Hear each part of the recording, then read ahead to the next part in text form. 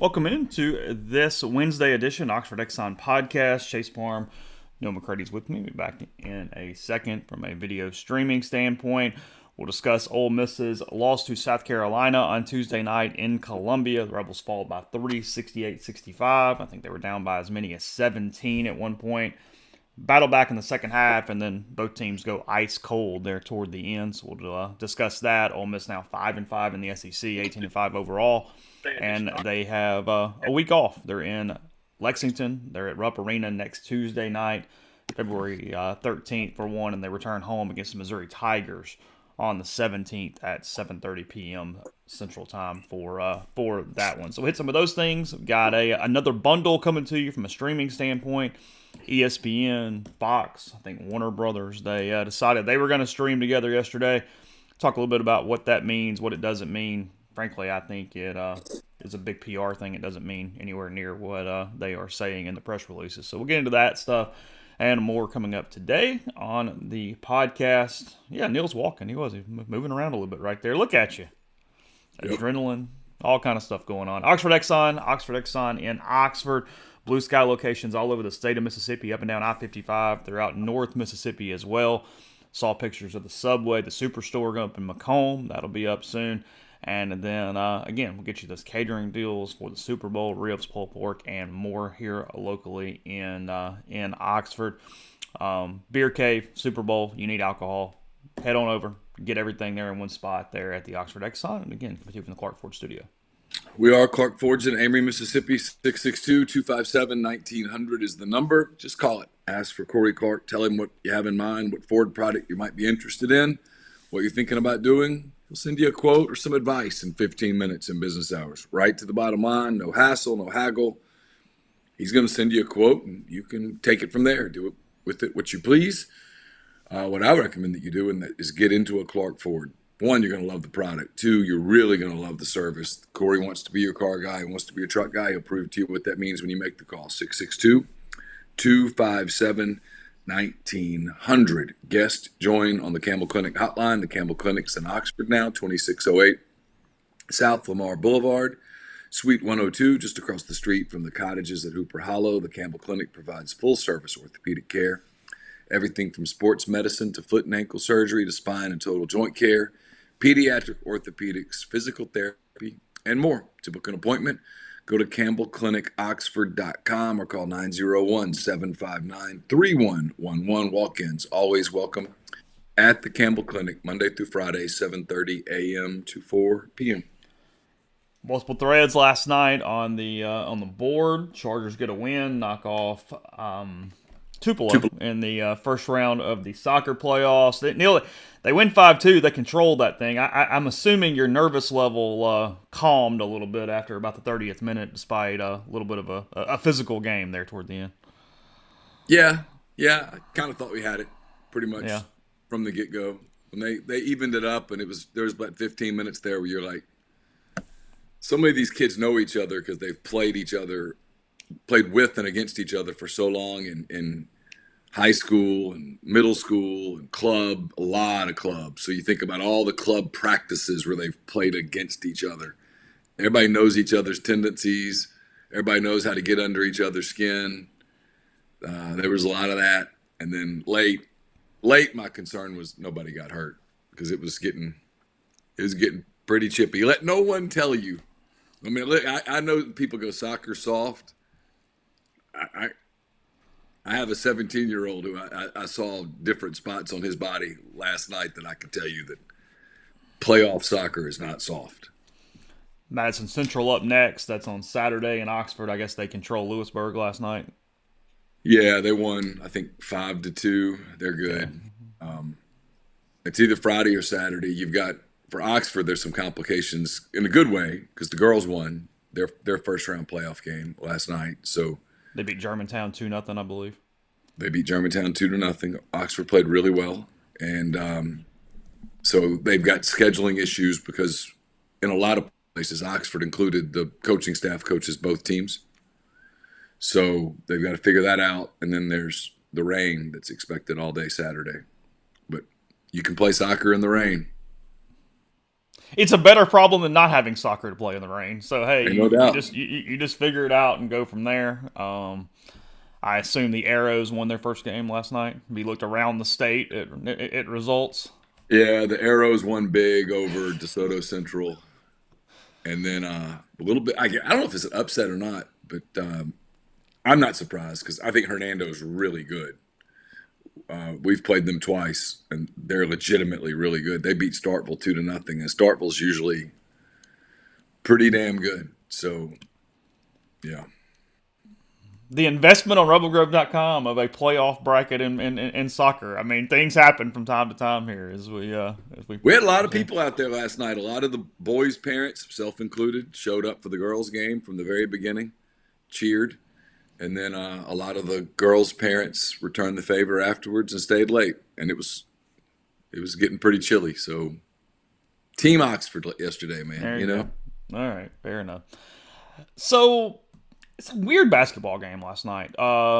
Big picture, missed opportunity for Ole Miss, no doubt. That was a winnable basketball game. South Carolina was hot as hell, partly because of Ole Miss's lack of defense, partly because of South Carolina shooting the ball really well in that building in the first half, kind of 50-50 on what the reason was for that. But look, as you said, Carolina's not the most talented team in the league. I mean, you can get them if you just play good basketball. And Ole Miss had every opportunity. So, I mean, you're going to look back at that and go, damn, I really did miss it from that standpoint.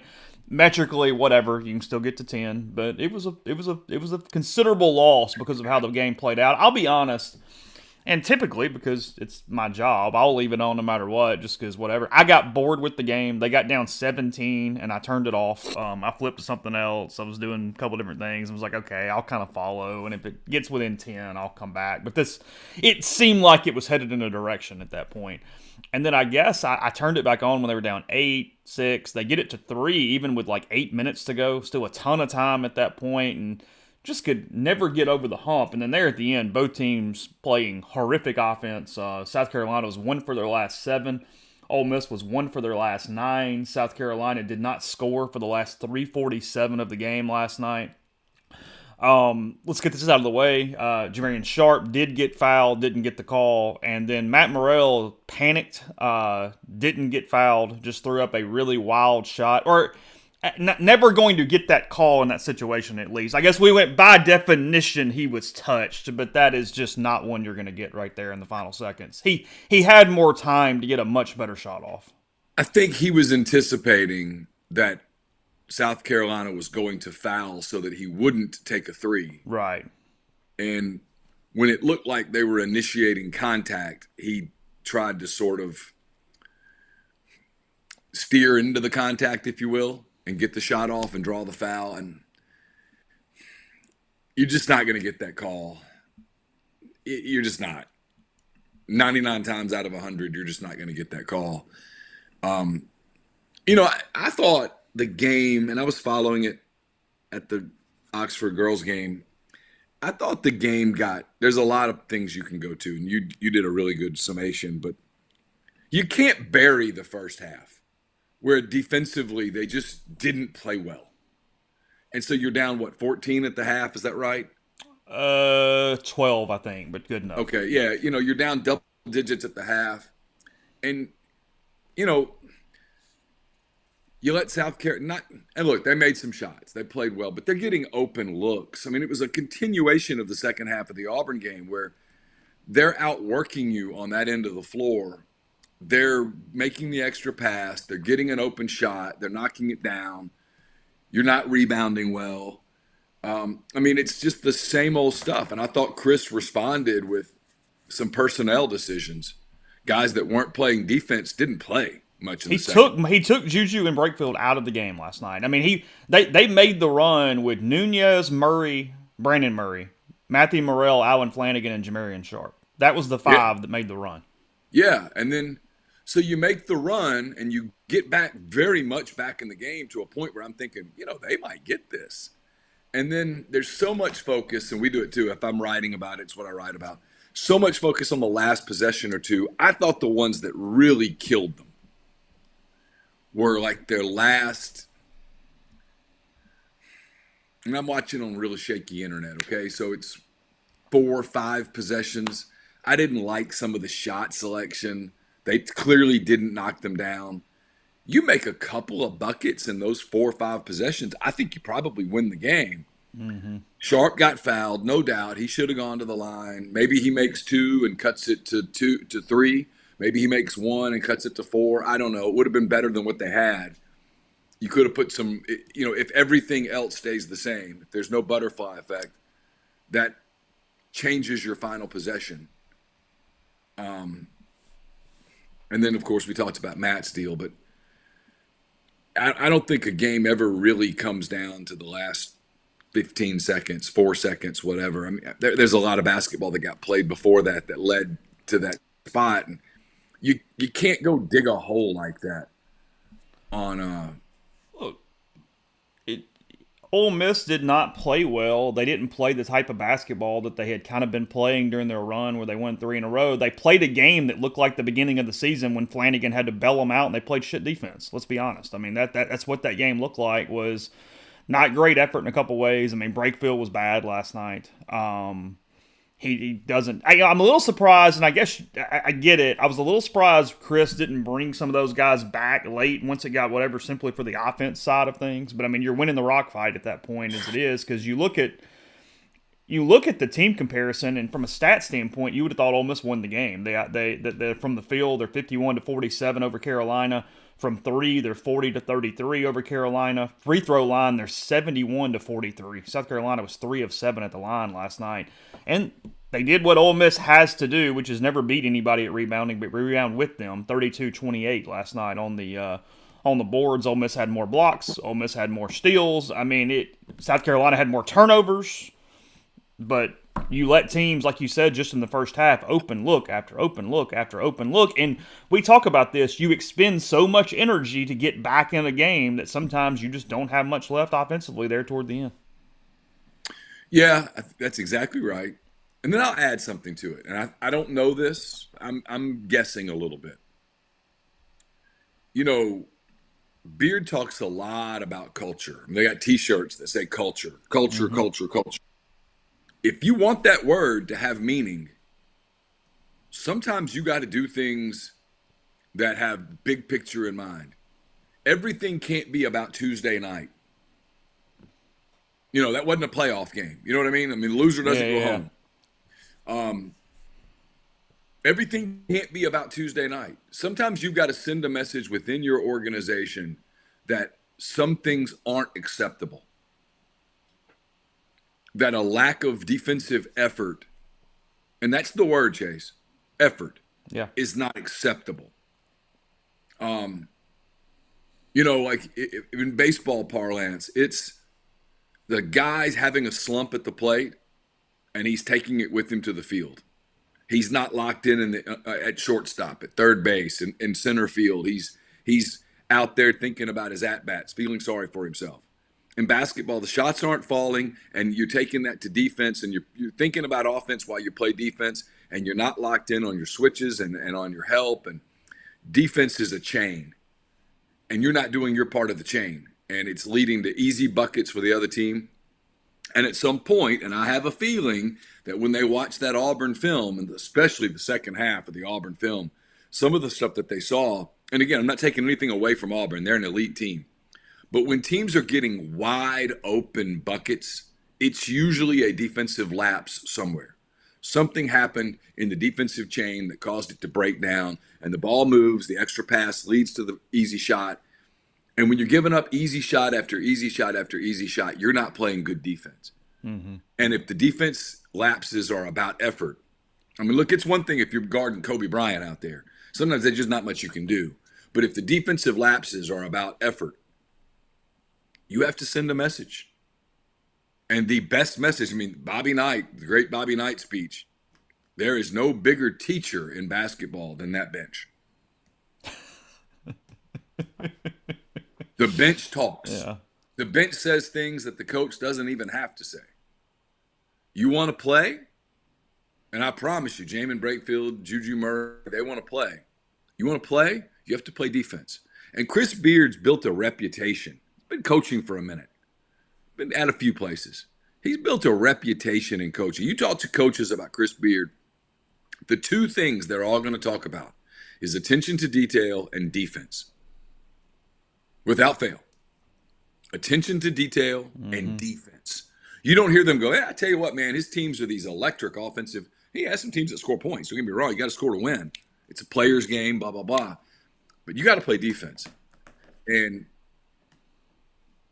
they're not good enough athletically to lean into this. Yeah, let's outscore people. At some point against the good teams in the SEC, and South Carolina is one of those teams, at some point you've got to dial it up defensively and you've got to grind out a game. And they put themselves in a position, in fairness, and the reason the statistics bear it out is because in the second half, Ole Miss dominated that game defensively. They played really, really well. Carolina got up to 17 with about 15 and change to go. I don't remember the exact number, but it was about then. And from that point forward, Ole Miss won the game by 14 points. But you dug a hole in the first half playing really lackluster, sort of listless defense in spans. And look, if you only do 10 seconds of bad defense on a possession, that gets you beat.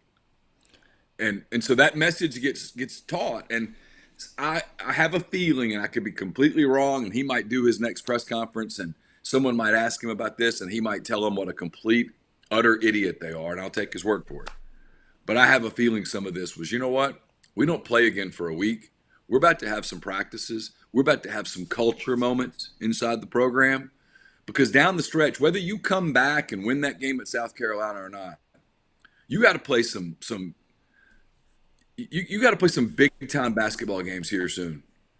South Carolina at home, at Mississippi State, Alabama at home, at Kentucky, Texas A&M at home. They're going to show up and grind on you. Trust me. You got to get locked in on the defensive end, or this thing's not going to happen. And even if it does, whether it happens or it doesn't happen, you're trying to build a culture that transcends this season. Again, I go back to what Bruce Pearl said the other night, where he talked about how long it took him to build the culture at Auburn. The Auburn team that you see now, the effort that they play with, that wasn't the case when he first got there. It's not a flip of a switch. If it were easy, everyone would do it. So I have a feeling last night was about a lot more than just those 40 minutes of basketball in Columbia. Yeah, as you said, Ole Miss, they're off until 87. I'm sorry, Kentucky on Tuesday, the 13th. Flanagan was good last night. Kept him in it, as we said. I mean, I think he hit 10 of his first 11 shots, something like that. And then his first miss was kind of a weird sequence because Carolina had hit a three, got a miss from him, went down. Mishi Johnson got fouled, and it sort of did give the Gamecocks a little bit of juice there for a second. Yeah, the Allen Flanagan slander among some Ole Miss fans, it's got to stop. Your season is already immaterial at this point if you don't have Allen Flanagan. Just stop. It's why I asked the question on Saturday. It's like I said, it looked like it was sticking, but there was a reason behind that. Allen doesn't grab the ball and go down every time and go, you know what? Nope, we're playing individual ball and ISO, and we're going to go take a shot. Like, that's not. You can tell there. You can tell that he has played a lot of high leverage basketball. His pulse is really good. Mm-hmm. You know what I mean? I mean, even in the two games against Auburn, where they threw a lot at him, and there was probably, I'm sure, a lot of emotion for him. I mean, he's a human being. I still thought he played pretty good basketball. And last night, he kept them in it in the first half. And they did some good things last night. I mean, you talked about Jamarian Sharp. I thought Nunez played well. Especially really good defensively. Especially on the defensive end. I thought he really did. And it tells you that I think it really supports my theory about, look, practice matters. Detail matters. Again, detail-oriented. Detail matters. And if you're going to be the guy that shows up in practice, even when you're not getting minutes, and you put the work in and you do it the right way and you show improvement and you show focus, that you're going to get your opportunities on the court, especially if the guys that are in front of you aren't doing those things. Yeah, look, this is, as you said, Beard is defense. He's detail. He's getting things right day to day. This is not the vein of how he wants to coach a basketball team. This is not the profile of a team that he would prefer if he got to just put it together on, you know, Oh no, NCAA Live 21 or whatever in some college no, basketball game is. This is not it. I mean, you heard no. it made our message board. Ryan Brown and those guys were talking to Gary Parrish, and he called Chris Beard one of the best basketball coaches in the world during the course of the interview. And he was discussing that he runs the best practice in college basketball. They were talking about Bill Self, Chris Beard, and the day-to-day attention to detail that goes into a practice, and said Beard's the one that comes up. That's because of details and in defense and getting these things right like this. I mean, he is finding a way to win basketball games with a roster and a style that is not his preferred method at all, but it just is what he's got here in year one. So Yeah, he took the job in March. He took the job in March, and he had to throw a roster together. And this is this is a thrown together roster. Doesn't mean the kids are bad kids. No. At all. It doesn't might get it done, but it very well might. But this is not. Yeah, if he had a chance to go to the drawing board and sort of, hey, what do you want your team to look like? It would look nothing like this. Nothing. It would be much more athletic. It would have more impact level players, especially on the front court. He probably would have a pure point guard. And he'd probably have another couple of guys who could really knock it down from three. Mm-hmm. And he's trying to recruit that level of player. They're in on some really good players. They've signed a couple of really good players. I expect that they will be quite active in the portal, looking for three probably impact level guys. Can you get those guys? I don't know. We'll talk about that when the time comes. I don't know who those guys are. But again, if it were easy to turn a 3-15 program around in 1 year, give Lamont Paris a ton of credit while we're at it. What are they, 8-2 now? Yeah, I think that's right. I mean, give them a ton of credit. That's a they're not a great team. You keep waiting for them to regress to the mean, and maybe they will, but they've won 8 of their first 10 games in the league, and if they can get 2 of their last 8, they're probably making the tournament. And it's a tribute to him and to his team and the environment that they have there and all of those things. So, I mean, you got to tip your hat to South Carolina. On the flip side, they came out of the gate ready to play, and they built a lead and held on. I mean, barring some catastrophic thing at home against Missouri, worst case scenario, Ole Miss has to win 3 of its last 5 games. Okay, I mean, you would take that coming in all day long. South Carolina, Alabama at home, at Missouri, at Georgia, A&M at home. You got to win 3 out of 5, and you're in. Yeah. Yeah. No, I'm sorry. I miscounted. You might have to get 4. My apologies. Yeah, I was going to say you might have to get 4. Look, I'll say if this. you lose in Starkville and lose at Rupp, I'll lay the groundwork for something on Tuesday night. I think Tuesday night's going to end up being a real big opportunity. I think Ole Miss is going to be ready to play. That's my prediction. I don't think that moment's going to be too big. I think Kentucky's going to have to beat them. I don't think they've played at Tennessee and at Auburn. Rupp's not going to be any different than those 2 places. Less so, frankly. I mean, I don't think this is going to be the whole. And when I say this, I don't mean peel the paint off the walls, come to Jesus sort of practices. I just think there's going to be a note. Guys are going to understand there's going to be some intensity. There's going to have to be some focus. I think they'll be focused on Kentucky. We'll see what happens. I won't be surprised at all. I didn't even look. I assumed Kentucky disposed of Vanderbilt last night. I don't even know. Here, I'll pull it up real quick before I move on to something else. Did you see that Kyle Shanahan puts videos in every conference room in the facility, like live feeds, and has them streamed to his office? Is that smart, or is that getting a little too carried away with micromanagement? Whatever works for Kyle Shanahan. Okay, I'm just curious. I saw that yesterday and went, I'll be down. I mean, I think there are people that just feel like they have to have their hand in everything. I mean, it's definitely not working. We'll say that. 109-77 Kentucky over Vanderbilt last night. 109. Yeah. Vandy's bad. 54 in the first half, 55 in the second half. Whew. Yeah. That's not good. They can score. They've got players. You got to defend. You got to defend Kentucky. UConn won again. Clemson won at North Carolina last night. So North Carolina couldn't back up its Duke win. It loses 80-76 at the Dean Dome to the Tigers. No other upsets that I'm seeing inside the top 25. I know Oklahoma hammered BYU in Norman last night, 82-66 over the 21st ranked Cougars. How about those Sooners? Nevada went to Utah State, went to Logan and won. Utah State was ranked 22nd in the country prior to last night, but the Wolfpack got them. San Diego State won. New Mexico won. Talking about the pit and all that. They went on the road last night. They went to Wyoming and won. You can win in Laramie better in basketball than you can win at Laramie in football. It's not the same. Not the same problem thing there last night. So you're saying Wyoming is not going to the Final Four. You're putting that. I do not think the Cowboys are where that's headed. Don't think so. Is it Michael Katz that used to cover Wyoming? Didn't he cover Wyoming for a little while? That sounds right. I think before Ole Miss, he covered Boise State and Wyoming. Huh. That's pretty eclectic. Right. Yeah, I could be wrong, but I think that's right. So California kid goes to Idaho, Wyoming, and Mississippi. Yeah. Little culture shock. So how much have you seen on this ESPN, Fox, Warner Brothers thing?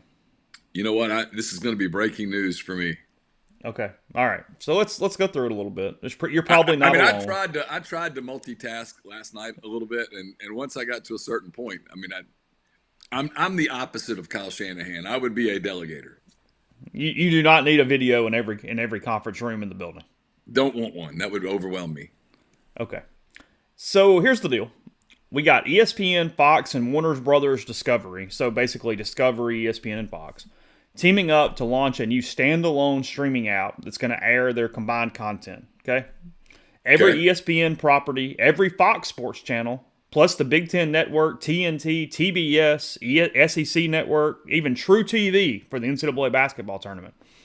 Every one of those outside of, basically everything outside of CBS, Amazon, and NBC on this one platform, okay?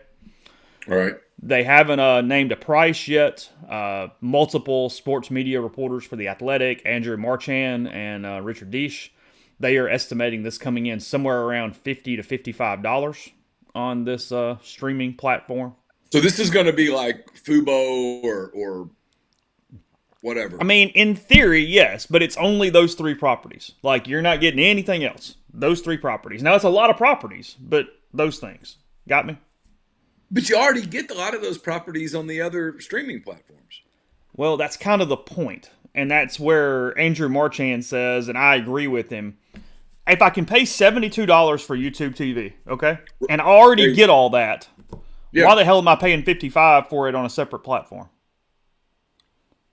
You would. Does that make sense? Like, the only way you would do it is if it weren't available on YouTube TV. But they're not taking it. As of right now, it is not being removed from any streaming service that it currently is on. I mean, if you tell me that the ESPN cleaned up its app, I'm kidding. Because that app sucks. It feels like Bob Iger of Disney. He says, the launch of this new sports service is a significant moment for Disney and ESPN, a major win for sports fans, and an important step forward for the media business. This means the full suite of ESPN channels will be available to consumers alongside with sports programming of other industry leaders as part of a differentiated sports-centric service. I'm grateful to Jimmy Pitaro and the team at ESPN who are the forefront, blah, blah, blah, blah, blah. Okay, here's the deal. And this is why it is dumb to me. What they're banking on is this. This is coming from Anthony Krupe of Sportico. He says, quote, given the demonstrable manner in which the cable bundle has managed to retain the custom of the most sports-hungry consumers, the new venture isn't expected to cannibalize the already much diminished pay TV model. In the last 5 years, some 35 million U.S. TV households, around 40% of all bundled subs, have cut the cord.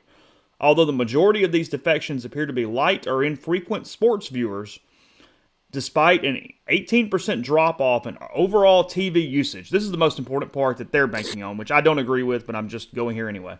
Okay. Despite an 18% drop off in overall TV usage since 2022, 18% in only a year and a half or less than that. Sports ratings have increased during the same period, which, if nothing else, would seem to indicate that sports is probably the only thing that's keeping the bundle together.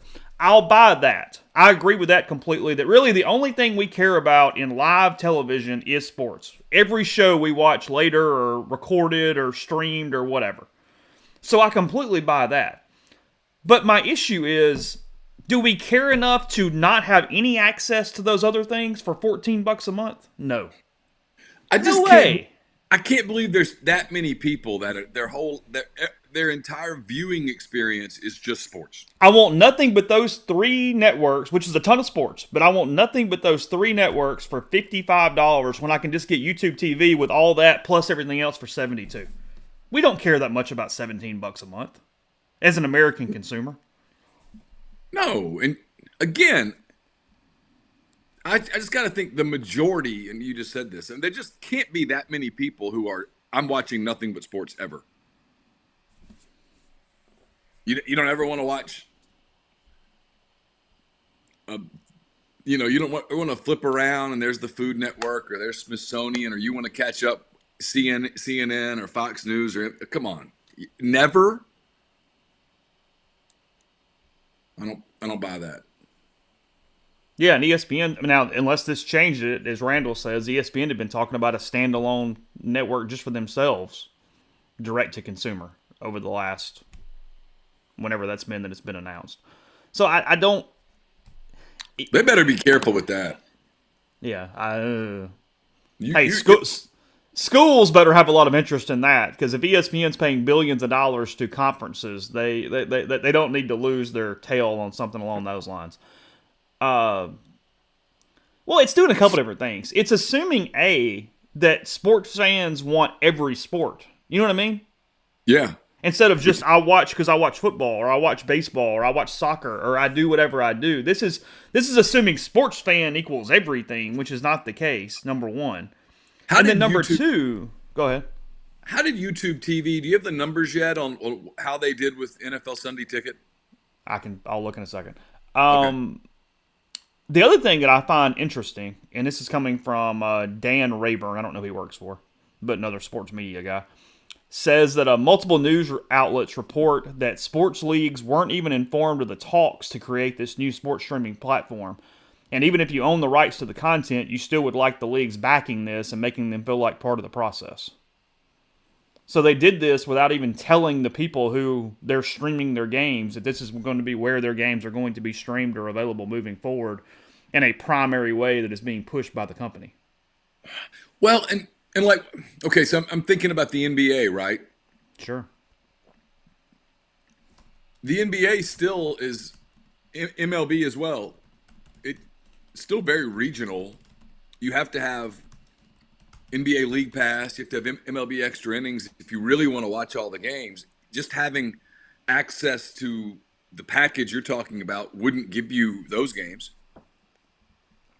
Like, I watched the end of the Thunder's loss at Utah last night because I have NBA League Pass. Okay, yeah.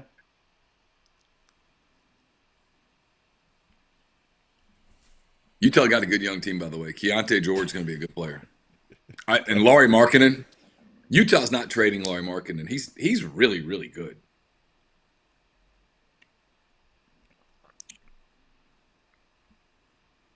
By November, YouTube TV subscribers had jumped 50% in annual subs, and they credit Sunday Ticket to the majority of that jump. It's got to be. And they ended up doing a really good job with it. With the 4-in-1 box and all that stuff, and you could get the red zone. And a lot of people said, "Oh, they're going to fail. They're going to fail. They're going to fail." And they had a little bit of a hiccup one week, but other than that, they did great. Let's see. Yeah, 48% rise from October 2022 to September 2023, and their retention rate is 92%. Pretty good. That's not bad. That's all right. You take those numbers into the boss, you're leaving with the promotion. Says it's largely owed to NFL Sunday Ticket. The company acquired it in a $2.5 billion deal in December of 2022. Says signs that YouTube TV has been booming, have been growing and growing. Cable and TV paid subscriptions declined significantly in Q2 of 2023, but YouTube TV was an outlier, even gaining 300,000 subscribers during a quarter, which coincided with before the start of the NFL football season. Well, they offered the big promotion back in the summer, which was smart. I mean, if you wanted to get it for a certain price, you had to sign up by whatever it was, August the 5th or July 3rd, I don't know, whatever. They, even by November, they had about a 30% higher subscription number than Hulu, which is obviously its primary competitor. So YouTube TV was about 30% higher in total subs than Hulu, and that was as of October, I think, something like that. Like, I have to think DirecTV took a massive hit not having Sunday Ticket. Oh, sure. 38 million U.S. households still pay for a cable service as of October, although it is dwindling by the month. Yeah. That number was twice that 2 years ago. Yeah. It's not cheap. Sunday Ticket now costs a whopping $4.49 for non-YouTube TV subscribers, or 100 and something. $3.49 if you have a subscription. Sorry. Yeah. As much NFL as like I watched every Sunday, it was worth it. I have no interest in this package at all. I'll have Hulu. I'll have YouTube TV. I'm good. Why? I still don't see anybody going, hey, here's why you have to have this. All it's saying is you like sports and nothing but sports, so here. And it's like... Yeah, but I can already get all that stuff. Their price, I saw it here, and I think I agree with them. The price to actually get people to do this has to be less than $30 a month. Okay. Because then you might go, hell, if it's easier, I'll pay $28 to stay on the same thing. Sure. But I'm still paying for the other two. That's the problem. Nobody's quitting YouTube TV to go, nope, I'm just getting this. And then when you get YouTube TV and your wife walks in and goes, hold on a minute, why the hell are we paying for two services that have the same channel? And you go, I don't know. I have no good answer for you. And if you just like a lot of sports, YouTube TV does that deal with the 4-game thing. They do it with college now basketball. They need to make it where you can pick the 4 games yourself, but yes. Where maybe you could watch an NBA game, an MLB game, whatever. Because they format it for you right now. Yeah, but it's pretty good. Like, I'll do the NBA, like on a night when the Thunder's not playing, I'll turn it on. I'll do 2 different 4-game things, and I'm just kind of half watching. Not really locked into anything, just kind of watching games. Maybe a game gets interesting, and I'll flip just to it.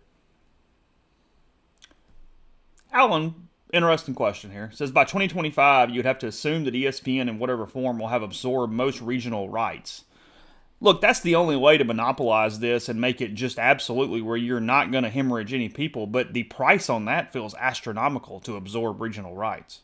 Yeah, and ESPN Disney's having some problems. Yeah. I mean, they really are. The downstream bottom line's not just running up and up and up and up and up. No, they're out over their skis a lot right now. So unless you, by 2025, infuse a lot of common sense in ESPN/Disney, I don't know that I understand what Alan's saying. I'm just not sure that I agree. And it would be one hell of a capital investment to buy up all of the Bally properties and whatnot. Mm-hmm. Now, maybe you're buying them for pennies on the dollar and then repackaging them and turning them around. But look, there's a lot of people in sports who are really concerned about where this is going financially. Like, you've seen it in the free agent market in baseball this year. There's a lot of guys in the free agent market that have not gotten contracts because there's so many teams that essentially have a hiring freeze. Mm-hmm. because they don't know what their TV package numbers are going to look like 2025, 2026, 2027. So you can't just throw, $210 million over 6 years at a free agent because, yeah, you might be able to do it now, but you don't know what your money's going to look like in 4 years. And you might not be able to get off that contract because there's so many other clubs that are in the same boat. How many people in different networks are truly, what kind of numbers are you getting? If you're who was an example? I think the Texas Rangers were an example.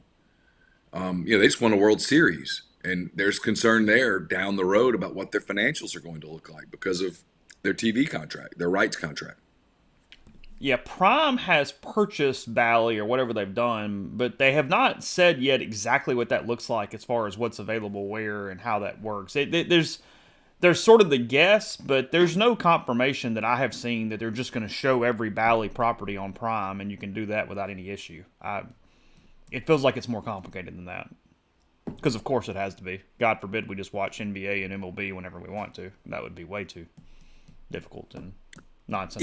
It's the one thing I've always wanted to ask and get a real answer, but it feels like it's sort of like when you're at the airport. Once you walk into the airport, that real information is no longer allowed for some reason. The airlines are just not going to tell you, hey, here's the deal. Here's the deal. The 7:10 flight, it's gotten delayed. It's probably going to be 8:30. No, that's information that is too sensitive to pass out. And it's sort of like that is, okay, like I live in Oxford, Mississippi. And when I ask the question, and I've asked it numerous times, how precisely am I part of the Cincinnati network? I mean, the can't answer that.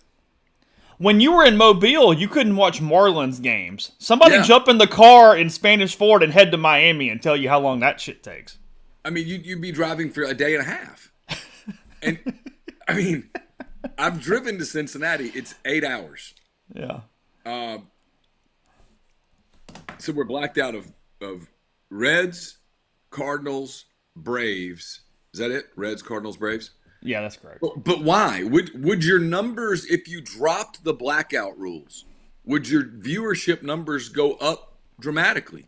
If you dropped the blackout rules, would more people pay for Major League Baseball extra innings? Yes. And so when you ask that, you get an answer of no. Listen, sir, this is too complicated for you. Just go back to your seat. We'll let you know when your flight arrives. It's the same deal. I don't understand. Why can't you just tell me, no, flight 2418 is going to be canceled? Yes, you need to rebook. Okay. I'm pissed, but okay. Yeah. You're much less likely to yell at that person whose fault it's not. Sit here for 6 hours, and in 6 hours, we're going to tell you, yes, sure enough, it's canceled. Right now, though, it's just delayed. I mean... Well, and we never have more information. You can see on FlightAware, Mr. American Airlines guy, that flight hasn't taken off from Baltimore yet. I'm looking at it on the app. It's still there. Yeah. So I'm not making my connected flight. So why can't? But when I say why, and I mean nothing against the Cincinnati Reds. I love Cincinnati. I love that ballpark. Hell, as much as I'm supposed to hate the Reds, I don't. Why am I blacked out? Why am I blacked out of watching Reds games on MLB extra innings? Wouldn't it be better if I pay for MLB extra innings, I get to see every game, whatever broadcast I want. If I want the Reds broadcast, if I want the Cubs broadcast, whatever the case may be, wouldn't that make it more user-friendly? And the more user-friendly something is, the more revenues you're going to produce? Right? I don't understand. I don't understand the art. To me, it feels archaic.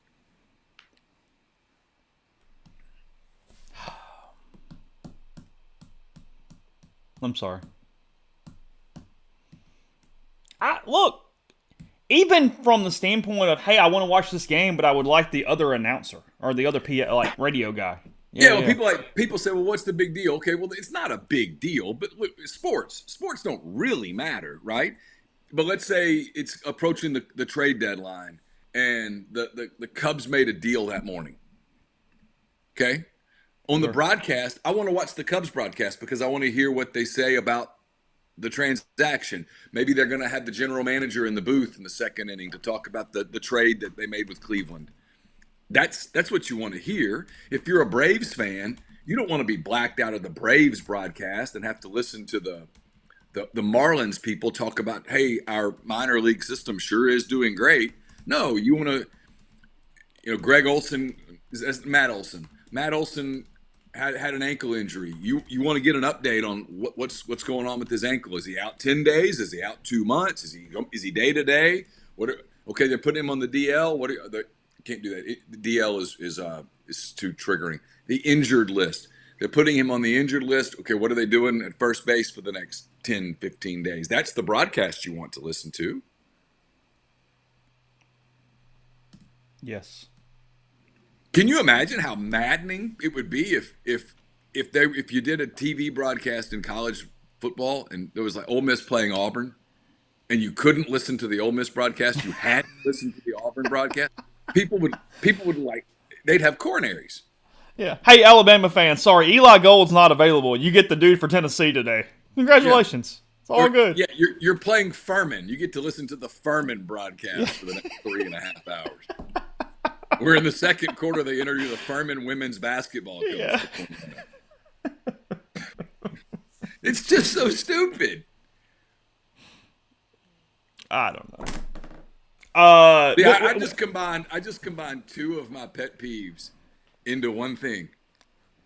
That's pretty good on my part. I don't understand airports, why it's a land of misinformation, and I don't understand blackouts. We do have a little bit of common sense that happened yesterday. So this is after a lack of common sense. Did you see this? Nebraska is going to retire its state motto or tagline or whatever. Every state kind of has their thing that they advertise as their state. Nebraska is retiring theirs. I hope that whoever came up with this has been fired too. It's being phased out. Okay. Nebraska. Honestly, it's not for everyone.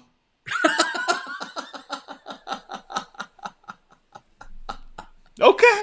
I mean, it's probably true. That was their state motto. Nebraska. Honestly, it's not for everyone. I mean, okay. Yes. The state tourism director announced that the brutally honest tagline would be phased out. Now it's just Nebraska. It's for everyone. Yes, it is. It is on a top list of worst mottos in the country, with Rhode Island cooler and warmer. They got rid of that after like a year.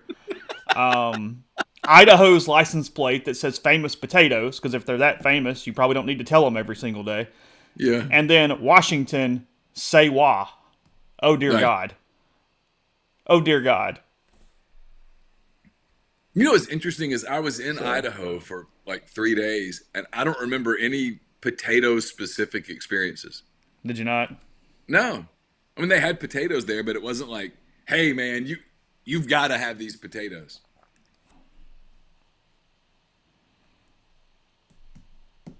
I mean, it's just.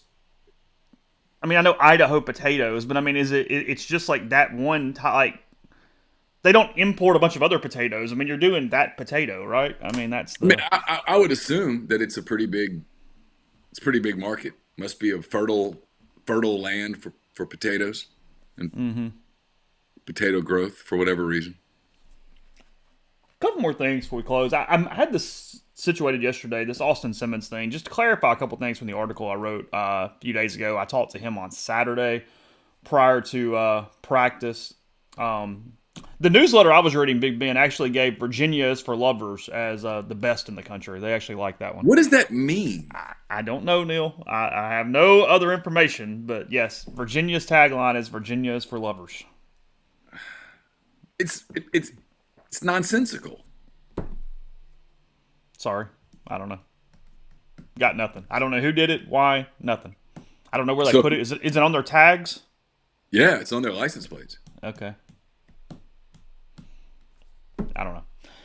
So, Austin Simmons, obviously, pretty popular for a third-string quarterback. Comes in at Ole Miss as a 17-year-old. He started taking online classes in, I think, the 6th grade is what I wrote. He graduated with a 5.38 GPA.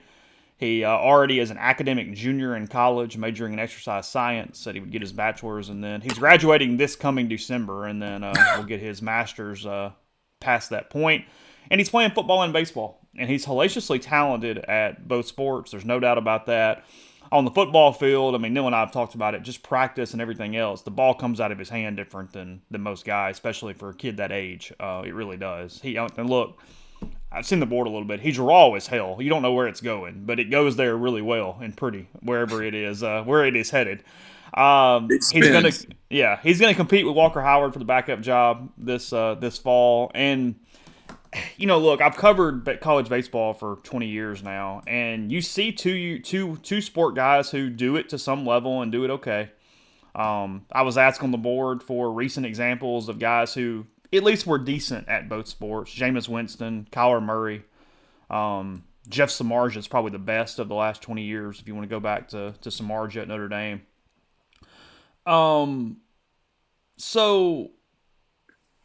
But he was a wide receiver. He was not a quarterback. And Jameis is actually the best example because he was a guy who was a relief pitcher who could do some stuff on the baseball field and still be a very successful, obviously, starting quarterback. He won the Heisman Trophy at Florida State. So I understand that comparison. The problem is that it's just really freaking hard. And it's not even talent, it's time. Where are you putting it? How are you doing it? How are you maximizing your time at both spots? And I'll be honest, when I went into the interview, I kind of thought Austin was mostly doing all baseball this spring and that he was just sort of staying over there and he'd do football when he could. And because he's not going to be the starting quarterback, barring an injury or something catastrophic to Jackson Dart in the fall, I really didn't expect it to be a ton of a story as I was walking up to him to talk to him. And as I talked to him and as I kept asking questions, he's primary football. It's football focused. It is football focused on where he's spending his time. He told me he's going to make every spring football practice, that he is going to make sure his body, and not just his arm, his legs, his body were in as good a shape as possible for football practice when that begins. That baseball was going to be about arm care and participating and learning and doing what he could. But I even asked multiple follow-ups to make sure I wasn't missing something and to make sure that I was not saying something that he did not believe to be true. And when I came out of it, I thought, no, that kid's a quarterback. And I guess my thing is, as we said, he threw a scoreless inning in baseball inter-squad a couple days ago. He's good. He's 90-92 off the mound. He topped out at 96 last year in high school. He's got a college average curveball. If we're just being real honest, it's fine. Changeup needs work. It's not developed yet.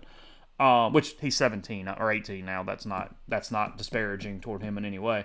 You got to put caveats on things. I know. He is not an all-pro at 18 years old. Parham trashes. Yeah, Simmons. Exactly. Yeah. Changeup sucks. But it just takes a lot of work. It takes a lot of polish. And I just look at it and I'll be honest. Look, we said this with DeMarco Cox. We said this with Terrence Davis. Do whatever the hell you want to do. It is your life, and he has this opportunity. And kind of like Tywan Malone, even though it didn't work out, he's only here because he can play baseball, period. So anybody who goes, hey, just play football, well, then he wouldn't be here, guys. He's only here because you're letting him do both sports. And this is just my opinion. Chase Parham's opinion at February 7th at 9:02 a.m. as we're sitting here. I think he's really into football, and I kind of wonder a little bit why he's playing baseball. In my head, I kind of go, because nothing about what he told me said, hey, I'm really locked in where I'm just taking off and I'm maximizing this opportunity. Everything is with an eye over here, which I get. I completely understand that thought process. And look, Mike's going to let him do it. Mike said he's proud of him, how he's handled it to this point, all those things. But, even on... He's not eating up any of Mike's 11 points. No, he's free. He is a free player. Yeah. He's just there, and he has a left-handed arm that throws into the 90s. So, whatever. But here's two things. One is, from a time standpoint, and now Mike laughed. He goes, look, there's days where there's nothing for him to do here because pitchers have off days. I don't care. He made a joke. He goes, he's got to learn like pickoffs and bunt defenses. He goes, but he's a quarterback. He'll be all right. He'll figure it out. So there are days where it is whatever, but on Saturday, and he wasn't going to pitch that day, but he left about 15 minutes for the inter squad. He went to help recruit the football guys that were on campus at the Manning Center. They had a big 2025 recruiting day over there for that.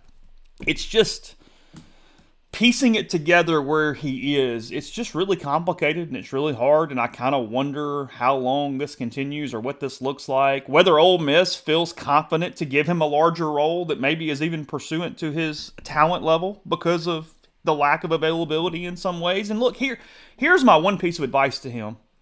And anybody would tell him this. I'm not the only one that's probably told him that has said this. There's probably 100 people. Just because you're football focused, take care of your freaking arm. Mm. Don't slack on anything baseball related, from a rehabilitation, a therapy. Make sure all that stuff is done, because baseball, as we're very aware of, is a very intense sport for a pitcher. Injuries are very possible. Don't slack on anything pertaining to arm care with baseball, because you'll end the whole damn thing. See, to me, that's the biggest concern, right? So it's why I don't think not that you were comparing him to Jeff Samardzija, but it's where the Jeff Samardzija comparison ends. He was a pitcher, but he played wide receiver. So, he didn't need to go out and get hurt, pull a hamstring or something that was going to affect his ability to pitch, but it wasn't going to wreck his arm as long as he was cognizant of what was going on. And, hey, do you really need to be at football practice in the spring as a wide receiver? Not really. No. It's why people do the Deion Smith thing. They're up in arms, but, oh, God, he's not here this spring. And I'm like, it doesn't matter. I actually think that's a positive for everybody involved. I mean, I do too. I don't want to get into it, but I do too. I mean, and you're either going to know how to run a route or you don't know how to run the route. You either can get open or you can't get open. You can either get off the football and beat a defender or not. You can either catch it or you can't. It's what Lane Kiffin would agree. So he probably won't agree publicly, but trust me when I tell you that he agrees with that sentiment. Quarterback's a different deal. It's a complicated sport for a quarterback. There's a lot there. And, if you're positioning yourself to be the quarterback in 2025, and again, I'll remind people, Jackson Dart is made of flesh and bone. What if he missed 2 weeks? God forbid. I don't wish that. I don't wish injury on anybody, on any team. I know how hard the kids work. I don't want to see anybody get hurt. But kids get hurt. Quarterbacks get hurt. What if you have to use a backup quarterback? If he's competing for that job, football's probably going to take precedent in the spring over baseball. And to your point, the mechanics of throwing a football are different than the mechanics of pitching out of the stretch. And, if you throw 48 pitches in a baseball game, there's some post work that you have to do to take care of your arm to get ready. And I don't know that really coincides with, hey, oh, by the way, I'm going to go throw 150 passes I'm going to go throw 150 passes in a football practice earlier in the day or later in the day or whatever the case may be. Yeah, so it's just it's something I'm sort of following with interest, because it's very complicated. It's not an easy thing medically or simply from a time management standpoint to see what this looks like. Yeah, you would feel much more confident about this if he was a position player, because look, he's competing for a backup role, and he's competing to be the quarterback in 2025 even without any injury situation against a Walker Howard who is highly touted and is there every single day.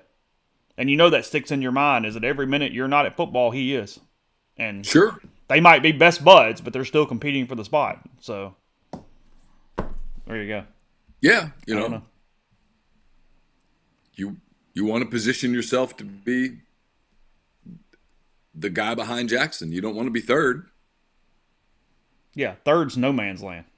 So, and even if in today's world, you have to bring this up. Even if your goal is just to be the quarterback somewhere in 2025, the reps matter now.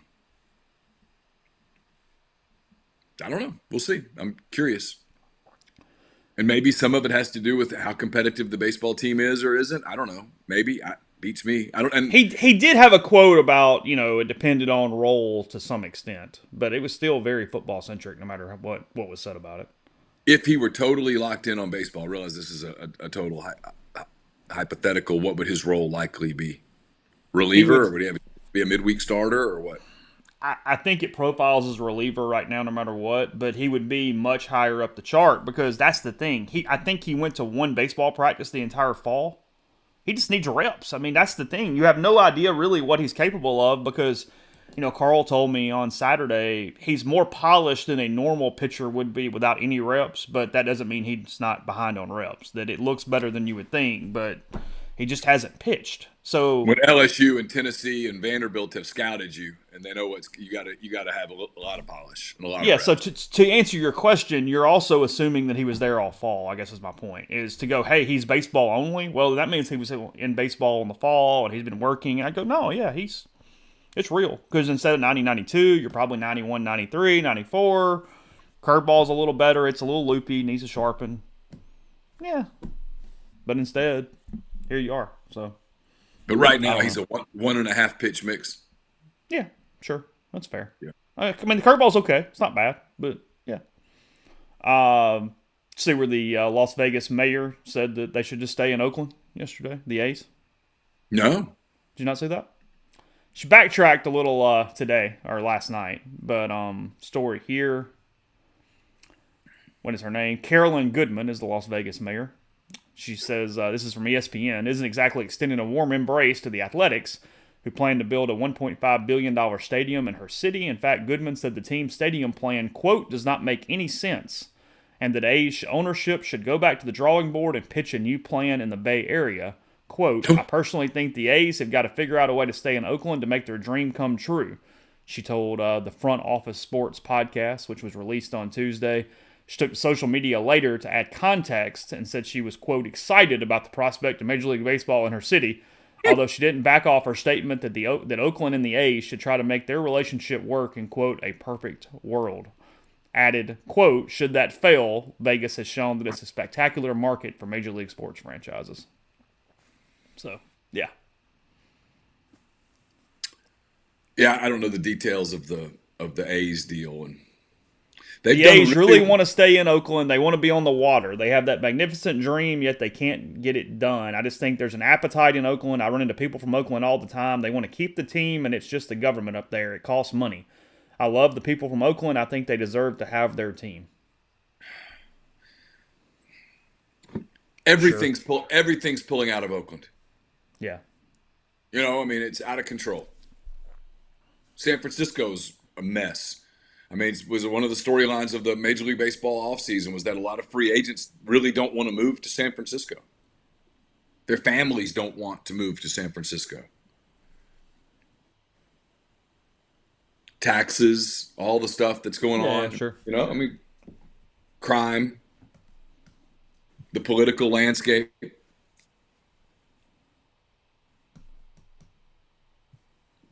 It didn't really hit me. I'm an idiot, okay? I'm admitting that I'm dumb for not picking up this immediately. It didn't really hit me till yesterday that it was the two Oakland teams that would be in Vegas. Like, that they basically are just taking Oakland's teams.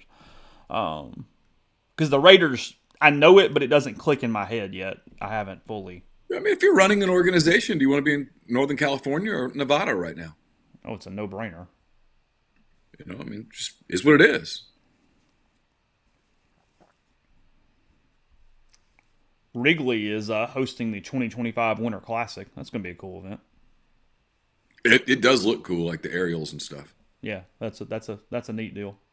So, big game tonight, as you mentioned, in SEC basketball. Number 16 Alabama at number 12 Auburn, 6:00 Central on ESPN2. Alabama atop the standings, but it's there at Neville Arena where the Tigers are damn good. Yeah, so they're really, really good at home. I think it's kind of free shot-ish for Alabama. If you need a nightcap and want more basketball out after that, at 9:00 Central on ESPN, Pelicans at Clips tonight. Oh, it's a good game. Clips are on fire right now. The Athletic calls them maybe the best team in the NBA. I think they are the best team. Both the Thunder and the Timberwolves lost last night, so I guess the Clippers can move into first with the win. Oh, really? Yeah. Okay.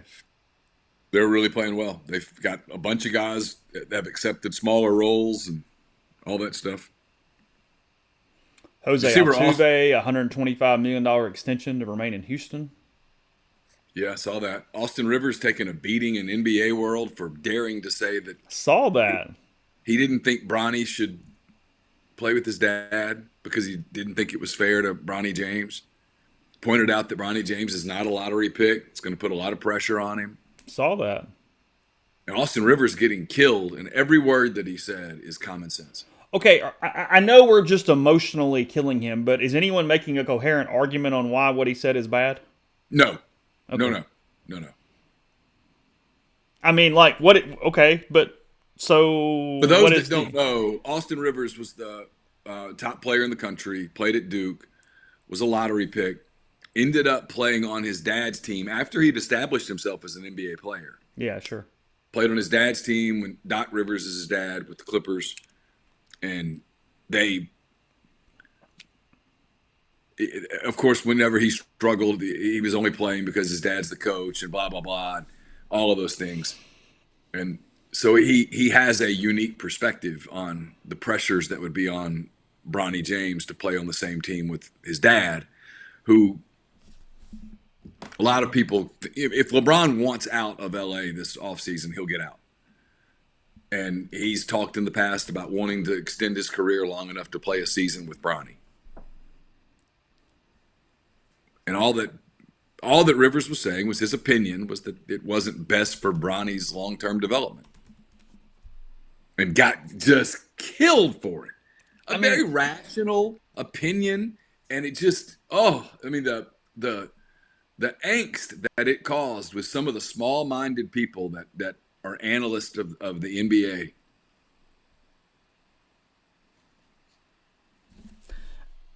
That we should just not disparage Bronny, and you can't say that because he might be amazing. Like, is that the argument? Like, what is the argument? The argument that Austin Rivers is basically making is the legitimate one, which is, look, you had a health scare, a big one. You're starting to play better at USC. If you just looked at his numbers and said this kid's name is Chase Parham, and you looked at his measurables and his numbers, you'd go, oh, how about that? Getting better. Probably should come back to SC for another year or wherever he wants to play college ball, sure. Right? We yeah. switch schools every year. Go play someplace. Probably need another year of development. That's all. And that's legitimate. And look, the kid, to his credit, has handled the pressure of being LeBron James's son impeccably. Mm-hmm. He's been fantastic. The kid's had a million Instagram followers forever. Can you imagine? I mean, yeah, sure. I mean, I like to think my son's a pretty level-headed kid. And if Carson had 1 million Instagram followers, I'd be terrified of what would happen. Yeah, sure. So, I mean, the kid's done really, really well. But the point's not whether Austin Rivers is right or wrong. Even if you believe, you know what, I think you're wrong. I think he would benefit from playing with his dad for a year. Wouldn't that be special? What he said was not outlandish. It wasn't insane. But to watch, that's the reason I'm surprised people watch those shows like in the mornings. They'll turn this into 2 hours of debate over, yeah, Austin makes a good point. I don't necessarily agree with it, but sure. Or, you know what? That makes a lot of sense. I get it. Okay, whatever. All he said was, this was from my experience, and I was a lottery pick. I was the top player in the country. I did get into the NBA and establish myself as a valuable player who could play quality minutes in the NBA, and I ended up playing on my dad's team, and it was. Am I forgetting somebody or high profile was last father-son? Is it Ken Griffey Sr. and Jr. on the same team? Yeah, I think. Is that right? I think that's right. If I'm missing one, sure. But and Ken Griffey Jr. at the time was the top prospect in baseball. He was. I mean, anybody who watched Ken Griffey Jr. swing the bat knew, hey, this is can't miss. Yeah. I mean, unless like an airplane just comes down and crashes into him, he's going to be a superstar. Mm-hmm. I don't know. We can't say that about Bronny James today. No. if Bronny James's last And that's name, a different element in so many ways than even the whole play for your dad thing. You know, I mean, that. yeah.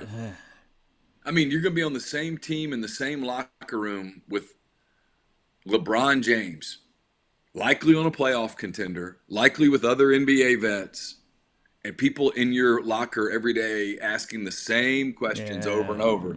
And then when that year's over, okay, what now? Yeah. Now that we've done this. Did you develop? You know, because I do think Bronny can be an NBA player. Yeah. But he had a major health scare. It was thank God he's okay, and it looks like he's going to be fine. He's playing now. He had 7 assists last night or the night before last for SC. He's doing a lot of good things. He's a talented player. But yeah, so all right, Rebel Grove tomorrow. We'll talk to Jeffrey. I don't know. We'll find something between now and then. We'll talk about whatever happens at Neville Arena and around the SEC tonight. Multiple games to shape things. Again, Ole Miss off on Saturday, and then we'll return Tuesday against Kentucky. That will be coming off that 68-65 loss to South Carolina last night in Columbia. So thanks to everybody in the stream. You guys helped me out with some information there and different ways. And we will talk to you again tomorrow.